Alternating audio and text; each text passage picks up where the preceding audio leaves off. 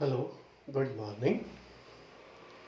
This is my 12th December's lecture, and in previous lecture we have discussed about the circular motion. Circular motion के अंदर हम लोगों ने पढ़ा था कोई भी पार्टिकल सर्कुलर पाथ के अलोंग ट्रैवल करता है तो उसका मोशन सर्कुलर मोशन होता है। और सर्कुलर मोशन को कम्प्लीटली डिस्क्राइब करने के लिए हमें तीन फिजिकल क्वांटिटीज़ की ज़रूरत पड़ती है। पहला डिस्प्लेसमेंट, दूसरा वेलोसिटी, तीसरा एक्सेलरेशन। क्योंकि सर्कुलर मोशन के अंदर दोनों ही तरह के मोशन होते हैं, एंगुलर मोशन भी होता है और लीनियर मोशन भी होता है, इस वजह से हम लीनियर डिस्प्लेसमेंट, लीनियर वेलोसिटी और लीनियर एक्सेलरेशन भी कंसिडर करते हैं, जो हम लोग पिछले चैप्टर के अंदर डिस्कस कर चुके हैं। और दूसरा आता है हमारे पास एंगुलर डिस्प्लेसमेंट, एंगुलर वेलोसिटी और एंगुलर एक्सेलरेशन, वो भी हम लोग डिस्कस कर चुके हैं। तो एंगुलर डिस्प्लेसमेंट, एंगुलर वेलोसिटी और एंगुलर एक्सेलरेशन के अंदर हमने लीनियर डिस्प्लेसमेंट और लीनियर वेलोसिटी के बीच में रिलेशनशिप फाइंड आउट किया था, angle is equal to arc upon radius. और अगर मान लो हमारे पास टाइम इंटरवल बहुत ज़्यादा कम हो तो आर्क और डिस्प्लेसमेंट दोनों क्या होते हैं, इक्वल होते हैं। सिमिलरली हमने एंगुलर वेलोसिटी और लीनियर वेलोसिटी के बीच में रिलेशन भी फाइंड आउट किया था, v is equal to omega cross r, cross product होता है। और एंगुलर एक्सेलरेशन भी हम लोगों ने फाइंड आउट किया, rate of change of angular velocity is called angular acceleration. और relation between angular acceleration and linear acceleration हम लोगों ने पढ़ा था, a is equal to alpha cross r, cross product होता है। और क्रॉस प्रोडक्ट हम लोग पढ़ चुके हैं वेक्टर्स वाले टॉपिक के अंदर। अब यहाँ पर यूनिफॉर्म सर्कुलर मोशन के बारे में हम लोग स्टडी करेंगे। तो यूनिफॉर्म सर्कुलर मोशन कोई नया टॉपिक नहीं, 9th क्लास के अंदर हम लोग पढ़ते हैं। उसके अंदर हम लोग क्या पढ़ते हैं कि हमारे पास जैसे मान लो कोई भी पार्टिकल, इस साइड पे करवा देता हूँ, कोई भी पार्टिकल अगर मान लो हमारे पास किसी भी सर्कुलर पाथ के अलोंग ट्रैवल करता है, ऐसी सिचुएशन के अंदर अगर उसकी स्पीड कांस्टेंट हुई तो उसका मोशन कौन सा कहलाएगा, यूनिफॉर्म सर्कुलर मोशन कहलाएगा। अगर पार्टिकल सर्कुलर पाथ के अलोंग कांस्टेंट स्पीड से ट्रैवल करता है तो उसका मोशन कौन सा कहलाएगा, यूनिफॉर्म सर्कुलर मोशन कहलाता है।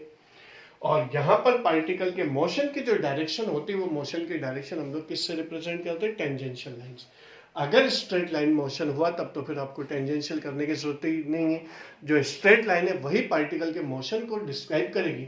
लेकिन अगर पार्टिकल किसी कार्व्ड पाथ के अलोंग ट्रैवल करता है तो उसके पाथ के किसी पर्टिकुलर पॉइंट पर जो टेंजेंशियल लाइन हम लोग ड्रॉ करेंगे, वो टेंजेंशियल लाइन उस पॉइंट पर पार्टिकल के मोशन को शो करेगी। यानी यहां पर आपके पास क्या होगा कि ये इसके मोशन की, अगर पार्टिकल यहां पर है तो इसके मोशन की डायरेक्शन ये वाली होगी। इसी तरह से अगर पार्टिकल इस जगह पर है तो इसके मोशन की डायरेक्शन इस जगह होगी, पार्टिकल यहाँ है तो इसके मोशन की डायरेक्शन ये होगी, पार्टिकल यहाँ है तो इसके मोशन की डायरेक्शन यहाँ होगी, पार्टिकल यहाँ है तो इसके मोशन की डायरेक्शन क्या होगी, यहाँ होगी। यानी हर पॉइंट पर पार्टिकल के मोशन की डायरेक्शन क्या होती जाएगी, कंटिन्यूअसली चेंज होती जाएगी। तो यहां पर हमारे पास पार्टिकल के मोशन की डायरेक्शन चेंज हुई तो इसका मतलब डिस्प्लेसमेंट चेंज होगा, डिस्प्लेसमेंट चेंज होगा तो वेलोसिटी चेंज होगी। तो यहां पर हमारे पास पार्टिकल की स्पीड भले ही कांस्टेंट है, लेकिन वेलोसिटी में कंटिन्यूअसली चेंज होने की वजह से पार्टिकल का मोशन कौन सा होगा, एक्सिलरेटेड मोशन होगा। और जो प्रोड्यूस्ड एक्सिलरेशन होगा उसकी डायरेक्शन किधर की तरफ रहेगी, सेंटर की तरफ रहेगी, यानी कि रेडियस के अलोंग रहेगा। तो इसकी करेस्पॉन्डिंग जो एक्सिलरेशन है, इसी को हम लोग किस नाम से जानते हैं, सेंट्रीपिटल एक्सिलरेशन या रेडियल एक्सिलरेशन के नाम से जानते हैं। एक बार फिर बता देता हूं मैं, अगर कोई पार्टिकल सर्कुलर पाथ के अलोंग कांस्टेंट स्पीड से ट्रैवल करता है तो उसका मोशन क्या कहलाएगा, यूनिफॉर्म सर्कुलर मोशन कहलाता है। When A particle moves along a circular path with constant speed,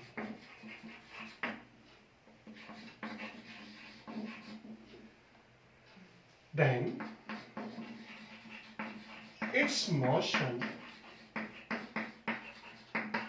is called uniform circular motion.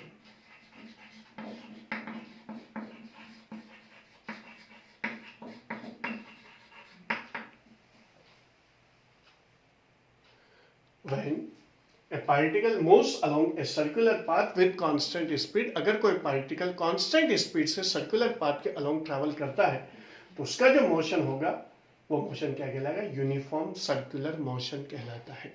Uniform circular motion में क्योंकि पार्टिकल की हर पॉइंट पर क्या होगी? टेंजेंशियल लाइन अलग डायरेक्शन शो करेगी, तो हर पार्टिकल की हर पॉइंट पर डायरेक्शन ऑफ मोशन चेंज होगा। डायरेक्शन ऑफ मोशन चेंज होगा तो वेलोसिटी चेंज होगी। स्पीड भले कांस्टेंट है लेकिन वेलोसिटी वेक्टर क्वांटिटी है, डायरेक्शन के साथ चेंज होगी, तो वेलोसिटी चेंज होगी। और rate of change of velocity क्या कहलाती है? एक्सेलरेशन कहलाता है। तो जो एक्सेलरेशन प्रोड्यूस होगा उस एक्सेलरेशन को हम लोग ए आर या ए सी, क्योंकि सेंटर की तरफ होता है इस वजह से सेंट्रीपिटल एक्सेलरेशन, और अगर मान लो इसको आप रेडियल एक्सेलरेशन, क्योंकि रेडियस के अलोंग ये लगता है, इस वजह से इसे हम लोग रेडियल एक्सेलरेशन के नाम से भी जानते हैं। When particle moves along a circular path, its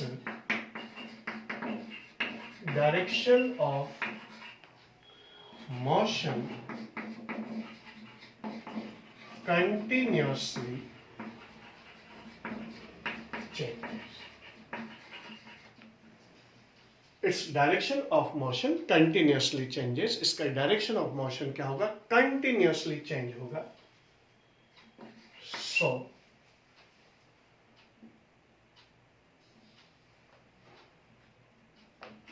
though its speed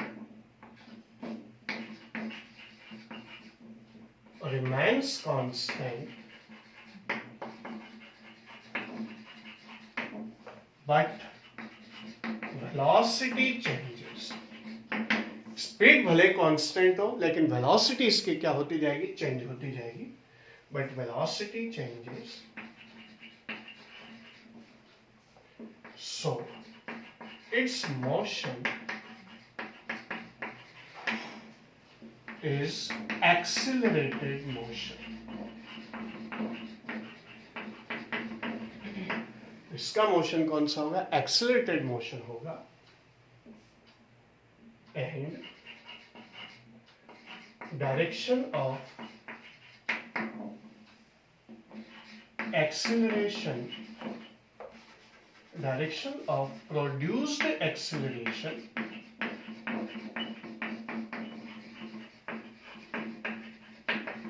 along center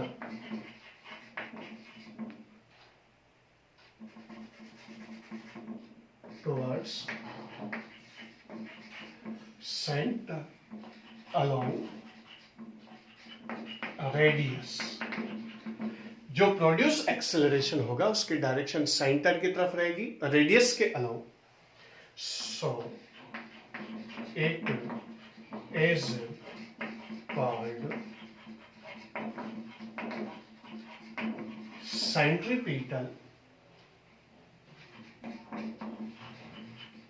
acceleration और radial acceleration.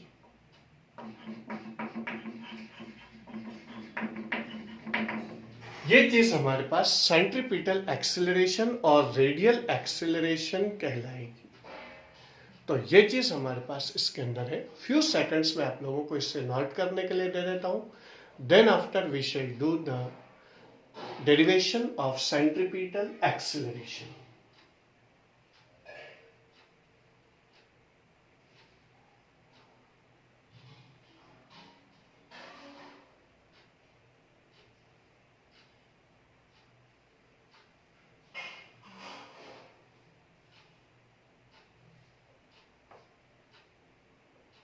Okay, now we move to uniform circular motion का डेरिवेशन। इसका जो डेरिवेशन हम लोग करेंगे वो डेरिवेशन हमारे पास इसके अंदर आएगा, डेरिवेशन।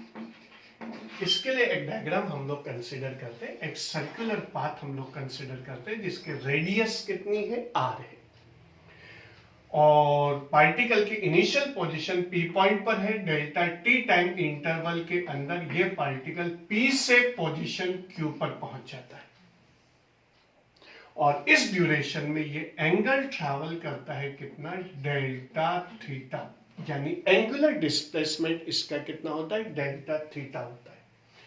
तो अब हमारे पास क्या होगा कि Q पॉइंट पर डेल्टा t टाइम इंटरवल के अंदर पहुंच गया, तो यही इसकी क्या होगी, टेंजेंशियल एक्सिस भी होगी और डायरेक्शन ऑफ मोशन भी यही रहेगी।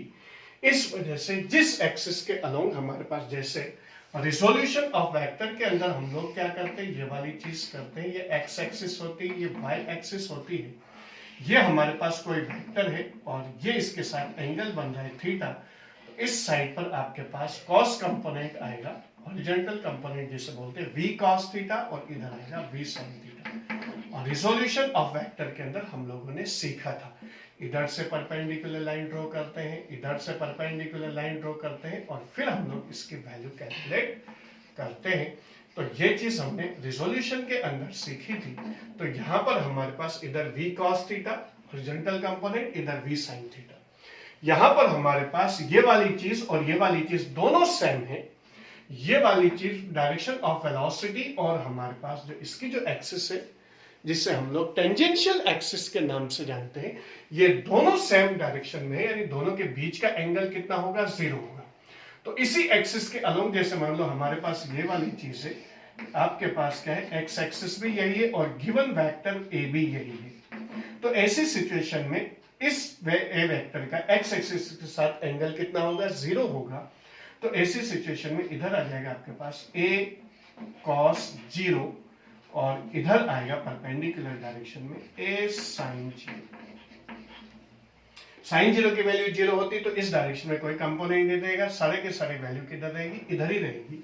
सेम चीज हमारे पास यहां पर भी है, डायरेक्शन ऑफ वेलोसिटी यही है, और इसी डायरेक्शन के अंदर कंपोनेंट हमारे पास जो आएगा वो आएगा v cos 0, और इधर आएगा v sin 0। साइन 0 की वैल्यू 0 होती है। अब उसके बाद ये एंगल डेल्टा थीटा है, तो ये वाला एंगल भी क्या हो जाएगा, डेल्टा थीटा हो जाएगा। ये एंगल डेल्टा थीटा, ये एंगल टोटल 90 है, क्योंकि टेंजेंशियल लाइन रेडियस के साथ क्या होती है, परपेंडिकुलर होती है। टेंजेंशियल लाइन रेडियस के परपेंडिकुलर होती है, इस वजह से यहां तक का टोटल एंगल 90 में से डेल्टा थीटा गया, तो ये 90 माइनस डेल्टा थीटा, यहां से यहां तक का टोटल एंगल 90, तो ये एंगल आपके पास कितना आ जाएगा, 90 में से 90 माइनस थीटा गया तो डेल्टा थीटा बच गया। डेल्टा थीटा अगर हमारे पास आ गया, तो ऐसी सिचुएशन के अंदर, मैं थोड़ा सा बड़ा बना देता हूं, ये हमारे पास आ जाएगा डेल्टा थीटा। अब डेल्टा थीटा आपके पास आ गया, अब इसको हम लोग क्या करेंगे, ये आपके पास v है, तो इधर कंपोनेंट आएगा आपके पास, क्योंकि जिसके साथ एंगल बनता है उसके साथ cos कंपोनेंट आएगा, और v cos डेल्टा थीटा। और अब इस एंगल की जरूरत नहीं, समझाने के लिए था भाई, ये एंगल डेल्टा थीटा, तो ये angle delta theta, alternate angle, यहां से यहां तक का 90 में से डेल्टा थीटा गया, 90 माइनस डेल्टा थीटा, ये 90 में से 90 माइनस डेल्टा थीटा गया, तो ये एंगल डेल्टा थीटा। इधर आएगा आपके पास v sin डेल्टा थीटा। ये हमने वेलोसिटी को कंपोनेंट्स में रिजॉल्व किया। ये वाली पोजीशन ये वाली है कि वेक्टर और एक्सिस जिसके अलोंग हमें रिजॉल्व करना है, दोनों एक ही डायरेक्शन में, दोनों के बीच का एंगल 0 होगा, तो a cos 0 और इधर आ जाएगा परपेंडिकुलर डायरेक्शन में a sin 0, इधर आ जाएगा v cos 0। वेलोसिटी को कंपोनेंट्स में रिजॉल्व कर रहे हैं हम लोग, v cos 0 और इधर आएगा v sin 0। सिमिलरली यहां पर हमारे पास q पॉइंट पर टेंजेंशियल लाइन v है, ये एंगल डेल्टा थीटा है, तो इधर आ जाएगा v cos डेल्टा थीटा और इधर आ जाएगा v sin डेल्टा थीटा। ये चीज हमारे पास इसके अंदर आ जाएगी। अब उसके बाद हमारे पास क्या होगा कि ये वाली चीज हमारे पास आ गई। अब उसके बाद हम लोग थोड़ा सा 1-2 मिनट इसके बारे में लिखेंगे। Consider a particle moves along a circular path of a radius r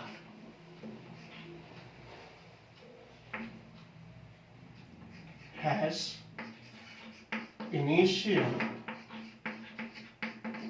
position at P with constant speed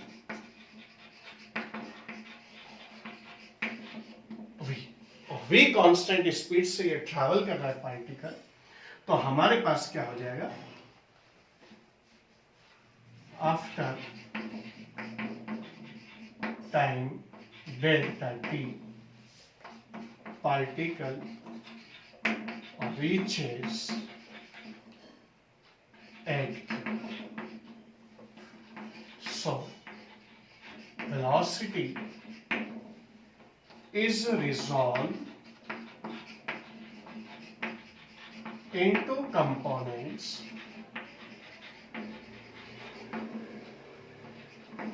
along tangential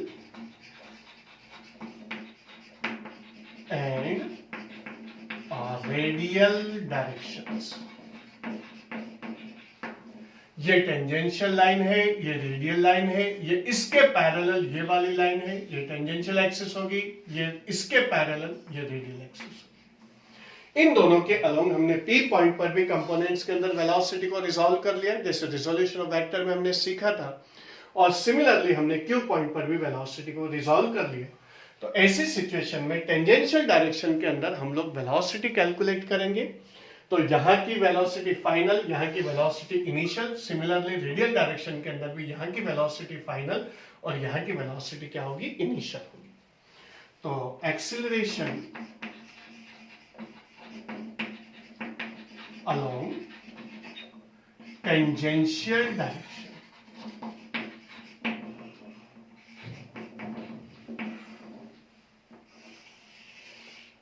AT से डिनोट करूंगा मैं, और AT इज इक्वल टू हमारे पास कितना आ जाएगा, फॉर्मूला होता है V minus you upon T.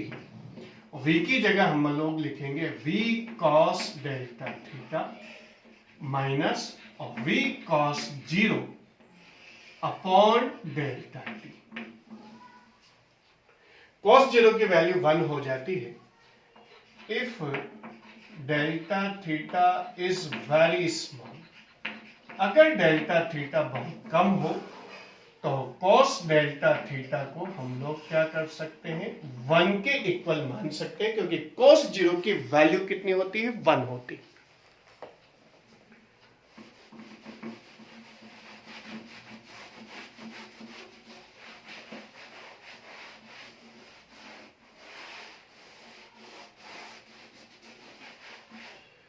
तो ये हमारे पास यहां पर, क्योंकि cos 0 की वैल्यू हमारे पास 1 होती है, और यहां पर हमारे पास अगर थीटा बहुत कम होगा, 0 के क्लोज होगा, तो 1 को हो सकता है, अगर मतलब बहुत ज्यादा क्लोज हो तो 0.999, 0.998, तो ये वैल्यू 1 के क्लोज इक्वल मानी जा सकती है। जितने भी हमारे पास जो वो चीजें हैं उन सब के अंदर 1 के क्लोज मानी जा सकती है। इस वजह से हम लोग क्या लिखेंगे, cos डेल्टा थीटा की वैल्यू कितनी मान लेंगे, 1 मान लेंगे। cos 0 की वैल्यू 1 है ही सही, तो AT is equal to tangential axis के अंदर हमारे पास वैल्यू आएगी, और V cos डेल्टा थीटा की जगह हमने लिखा 1 माइनस V cos 0 की वैल्यू होती 1 upon delta t, means AT is equal to V minus V upon delta t, means हमारे पास आ गया AT is equal to 0 upon delta t is equal to 0। यानी टेंजेंशियल डायरेक्शन में कोई भी एक्सीलरेशन प्रोड्यूस नहीं होगा। अगर पार्टिकल सर्कुलर पाथ के अलोंग ट्रैवल करता है तो उसकी टेंजेंशियल डायरेक्शन में कोई भी एक्सीलरेशन प्रोड्यूस नहीं होगा। ये हमारे पास इसके अंदर वैल्यू आ गई। अब उसके बाद नेक्स्ट चीज जो हमारे पास आती है वो आती है radial direction, acceleration along radial direction tangential में तो वैल्यू 0 हो गई इस केस में जब कांस्टेंट स्पीड है तब। तो ऐसी सिचुएशन के अंदर हमारे पास कितना जाएगा, ए आर से मैं इससे डिनोट करूंगा। यही आपके सेंट्रीपिटल एक्सेलरेशन भी होगा। फॉर्मूला हमारे पास वही होता है v minus you upon T. v का मतलब यहां की वेलोसिटी क्या आ जाएगी, v sine delta theta minus v sine 0 upon delta t. अपन जानते हैं साइन 0 की वैल्यू, यहां पर साइन 0 है, यहां पर साइन डेल्टा थीटा, ये फाइनल वेलोसिटी क्यू पॉइंट पर, ये इनिशियल वेलोसिटी पी पॉइंट पर। तो यहां की वेलोसिटी में से यहां की वेलोसिटी, रेडियल डायरेक्शन के फाइनल वेलोसिटी में से रेडियल डायरेक्शन की इनिशियल वेलोसिटी, और टेंजेंशियल डायरेक्शन की फाइनल वेलोसिटी में से टेंजेंशियल डायरेक्शन की इनिशियल वेलोसिटी हमने यहां पर की थी। साइन 0 की वैल्यू 0 होती है तो a r is equal to हमारे पास आ जाएगा v sine delta theta upon delta. अब यहां पर हमारे पास क्या है, अगर डेल्टा थीटा बहुत ज्यादा कम, delta theta is very small यानी क्लोज टू 0, तो ऐसी सिचुएशन के अंदर हम लोग जानते हैं साइन 0 की वैल्यू कितनी होती है, 0 होती है। यानी जितनी वैल्यू हो, जितना एंगल होगा उतनी ही वैल्यू रहेगी। यहां पर हमारे पास क्या होगा, तो इस सिचुएशन के अंदर साइन डेल्टा थीटा की वैल्यू हम लोग क्या मान लेंगे, डेल्टा थीटा मान लेंगे। यहां पर एक कंफ्यूजन हो सकता है आप लोगों को कि जब यहां पर हमने cos 0 की वैल्यू 1 होती है तो cos डेल्टा थीटा की वैल्यू 1 मान ली, तो जब साइन 0 की वैल्यू 0 होगी तो साइन डेल्टा थीटा की वैल्यू 0 क्यों नहीं मानी। आंसर इसका ये है क्योंकि 0 का जो रिजल्ट होता है वो अलग होता है, क्लोज टू 0 का रिजल्ट अलग होता है। किसी भी नंबर को आप लोग 0 से मल्टीप्लाई करेंगे आंसर 0 आएगा, लेकिन अगर मान लो बहुत कम वैल्यू से मल्टीप्लाई करेंगे आंसर 0 नहीं आएगा। किसी भी नंबर को हम लोग 0 से डिवाइड करेंगे तो 0 से डिवाइड करने पर क्या होगा, आंसर आएगा आपके इनडेफिनिट वैल्यू यानी इनफाइनाइट। लेकिन अगर मान लो हम लोग बहुत नेग्लिजिबल वैल्यू से डिवाइड करेंगे तो आपको फाइनाइट वैल्यू मिलेगी। इस वजह से 0 और क्लोज टू 0 में डिफरेंस है, 1 और क्लोज टू 1 में कोई डिफरेंस नहीं। आप 1 से डिवाइड करो या 0.999 से डिवाइड करो, आंसर आपके पास वही आना है लगभग। इसी तरह से 1 से आप मल्टीप्लाई करो और 0.999 से मल्टीप्लाई करो, आंसर आपके पास करीब करीब 1 आएगा। इस वजह से हम लोग यहाँ पर cos डेल्टा थीटा की जगह क्या लेते हैं, 1 लेते हैं, जबकि sin डेल्टा थीटा की वैल्यू हम लोग क्या लेंगे, डेल्टा थीटा लेंगे। यानी जितना एंगल उतनी वैल्यू। यहां पर 0 होने में और क्लोज टू 0 होने में दोनों में डिफरेंस है, इस वजह से हम लोग sin डेल्टा थीटा को क्या लेंगे, डेल्टा थीटा लेंगे। तो a r is equal to हमारे पास v sin डेल्टा थीटा की जगह delta theta upon delta t, और delta theta upon delta t आप जानते हैं angular displacement per unit time interval हो गया, यानी एंगुलर वेलोसिटी आ गई। A r is equal to आपके पास आ गया v omega, this is the radial acceleration. यही चीज क्या कहलाती है, रेडियल एक्सीलरेशन कहलाता है। और रिलेशन के अंदर आप लोग चाहें तो v इज इक्वल टू क्या पुट कर दे, ओमेगा आर पुट कर दे, और ओमेगा इज इक्वल टू क्या पुट कर दे, v अपॉन आर पुट कर दे। जब हम लोग इसके अंदर ए आर के अंदर और v इंटू ओमेगा की जगह v अपॉन आर पुट करेंगे तो हमारे पास आंसर आएगा v स्क्वायर अपॉन आर, और जब हम लोग v की जगह पर ओमेगा आर पुट करेंगे और ओमेगा आपके पास आएगा तो आंसर आएगा ओमेगा स्क्वायर आर। इस तरह से हमारे पास रेडियल एक्सीलरेशन की जो वैल्यू रहेगी वो फॉर्मूला आपके पास 3 आ गया, v into omega multiplication of linear velocity and angular velocity, या v स्क्वायर अपॉन आर या ओमेगा स्क्वायर। ये आपके पास सेंट्रीपिटल एक्सीलरेशन या रेडियल एक्सीलरेशन आपके पास इसके अंदर आया। तो ये आपके पास रेडियल और सेंट्रीपिटल एक्सीलरेशन की वैल्यूज हम लोगों के पास आती है। फ्यू सेकंड्स में आप लोगों को दे देता हूं ताकि आप लोग इसे नोट कर लें पॉज करके, और फिर उसके बाद हम लोग आगे इसका जो एक और केस है वो हम लोग डिस्कस करेंगे।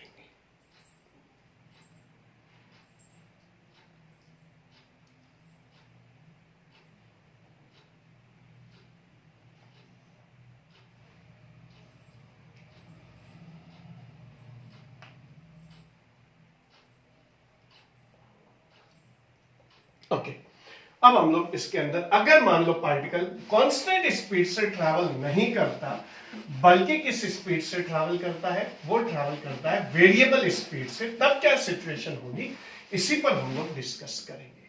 अब तक हम लोगों ने स्पीड कांस्टेंट रखी थी, स्पीड कांस्टेंट होगा तो यूनिफॉर्म सर्कुलर मोशन होगा। अगर मान लो पार्टिकल का मोशन यूनिफॉर्म सर्कुलर मोशन नहीं है बल्कि वेरिएबल सर्कुलर मोशन हो, तब फिर क्या होगा? If motion of particle is not uniform circular motion but it is non-uniform circular motion, यानी पार्टिकल की स्पीड कंटिन्यूअसली चेंज हो रही हो, तो ऐसी सिचुएशन के अंदर फिर हमारे पास क्या होगा? मान लो यहां पर वेलोसिटी v ही है और यहां पर वेलोसिटी कितनी आ गई? v डैश आ गई आपके पास। तो जब वेलोसिटी v डैश आ गई तो जब कंपोनेंट्स में रिजॉल्व करेंगे तो यहां भी क्या आ जाएगा आपके पास? v dash cos delta theta, यहां पर आ जाएगा v dash sin delta theta. ऐसी सिचुएशन के अंदर जब हम लोग टेंजेंशियल कंपोनेंट निकालेंगे तो टेंजेंशियल कंपोनेंट आएगा v dash cos delta theta minus v cos 0 upon delta T. cos delta theta की वैल्यू 1 हो जाएगी जैसा कि हमारे अभी हुआ था। अगर डेल्टा थीटा बहुत कम है तो at इज इक्वल टू आपके पास आ जाएगा v dash minus v upon delta T. ये नॉन जीरो वैल्यू होगी। यहां पर आपके पास टेंजेंशियल जो वैल्यू आई थी वो 0 थी, टेंजेंशियल एक्सेलरेशन की वैल्यू। अगर मान लो पार्टिकल की स्पीड कांस्टेंट नहीं रहती, वेरिएबल स्पीड है, स्पीड चेंज हो रही है, तो ऐसी सिचुएशन के अंदर हमारे पास at की वैल्यू 0 नहीं होगी, कुछ ना कुछ वैल्यू इसके अंदर रहेगी। और रेडियल एक्सेलरेशन की वैल्यू आपके पास कितनी रहेगी? और v dash sine delta theta minus और v sine 0 upon delta t. फिर उसके बाद इसकी वैल्यू आपके पास आ जाएगी v डैश अपॉन r। इस तरह से आपके पास ar और at ये दोनों वैल्यूज आपके पास इसके अंदर मिलेगी। और ऐसी सिचुएशन के अंदर पार्टिकल के जो, अगर सर्कुलर मोशन की हम लोग बात कर रहे हैं, तो पार्टिकल का जो सर्कुलर मोशन है वो सर्कुलर मोशन आपके पास इस तरह की सिचुएशन में रहेगा। ये पार्टिकल का सर्कुलर मोशन है। अब तक हमारे पास टेंजेंशियल एक्सेलरेशन की वैल्यू क्या आ रही थी? 0 आ रही थी। अब टेंजेंशियल एक्सेलरेशन भी मिलेगा और रेडियल एक्सेलरेशन भी मिलेगा। दोनों ही एक्सेलरेशन अब आपको मिलेंगे अगर स्पीड कांस्टेंट नहीं रहती है तो ऐसी सिचुएशन के अंदर पार्टिकल का जो रिजल्टेंट जो एक्सेलरेशन है वो इन दोनों के बीच में ही कहीं ना कहीं पर होगा, नेट एक्सेलरेशन। और नेट एक्सेलरेशन क्योंकि दोनों एक दूसरे के परपेंडिकुलर हैं, तो a is equal to resultant आएगा आपके पास at square plus ar square. ये आपके पास इसके अंदर रहेगा। तो ऐसी सिचुएशन में पार्टिकल का एक्सेलरेशन इन दोनों एक्सेलरेशन के बीच में होने की वजह से पार्टिकल की जो मोशन है वो मोशन आपके पास सर्कुलर नहीं रह पाएगा, बल्कि क्या हो जाएगा कि पार्टिकल का मोशन इस तरह से होगा, फिर उसके बाद ये कम होगा, फिर कम होगा, फिर कम होगा, फिर कम होगा, फिर कम होगा, और इस तरह से इसका एक्सेलरेशन कौन सा हो जाएगा? स्पाइरल एक्सेलरेशन हो जाएगा। सर्कुलर मोशन नहीं रह पाएगा। सर्कुलर मोशन तभी रहेगा जब पार्टिकल कांस्टेंट स्पीड से ट्रैवल कर रहा हो। अगर पार्टिकल की वेलोसिटी आपके पास वेरिएबल है, चेंज हो रही है, स्पीड चेंज हो रही है, तो ऐसे सिचुएशन में टेंजेंशियल एक्सेलरेशन भी नॉन जीरो रहेगा और रेडियल एक्सेलरेशन भी नॉन जीरो रहेगा। और रिजल्टेंट एक्सेलरेशन हमारे पास at square plus ar square under root के अंदर होगा, जो हमारे पास वेक्टर सम के अकॉर्डिंग होता है। तो ऐसी सिचुएशन में एक्सेलरेशन जो रिजल्टेंट एक्सेलरेशन है वो रिजल्टेंट एक्सेलरेशन इन दोनों के बीच में कहीं ना कहीं पर होगा।